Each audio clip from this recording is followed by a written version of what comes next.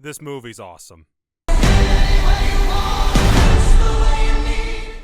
So am I the only one noticing a pattern when it comes to movie releases so far this year? It seems like every time there's a big prestige release, it's followed by something incredibly silly. Witness the next installment in Denis Villeneuve's adaptation of Frank Herbert's sci-fi epic, Monkey vs. Lizard 2, now with suplexes. A challenging apolitical look at modern American division. Who wants to see Guy Ritchie's Inglourious Bastards? A thought-provoking, complex relationship drama about love and manipulation. Come watch Ryan Gosling jump off stuff. And while I thought The Fall Guy would end up as another movie that lives on as a staple of weekend cable reruns based on the trailer, it turned out to be one of the best things I've seen so far this year. The story sees Ryan Gosling as Cole Seavers, a stuntman who has an emotional breakdown after nearly dying from a botched stunt and decides to shut down both his career and his budding romance with Emily Blunt's Jodie Moreno. But when offered to work on Jodie's first movie, he jumps at the chance and winds up in a plot involving a missing leading man, a dead body in a bathtub, and a group of hired goons all trying to hunt him down. All the while, Cole is trying to rekindle his relationship with Jodie, who wasn't clued in on him working on her film and is still on the fence about giving him another chance. Now, all of that was in the trailer, but what director David Leitch actually managed to do with this movie is create a love letter to the stunt work community that takes more than a few shots at the chaotic nature of a film's on-set production.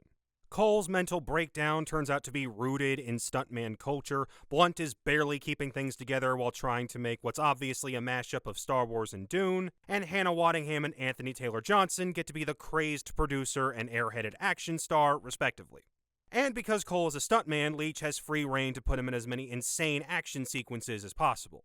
You've got John Wick-style hand-to-hand fights, shootouts, fights with unorthodox weapons, car crashes, there's a fight on top of a moving garbage truck, another one in a helicopter, and jumps involving cars and boats surrounded by massive explosions. All the while using as much practical stunt work as possible.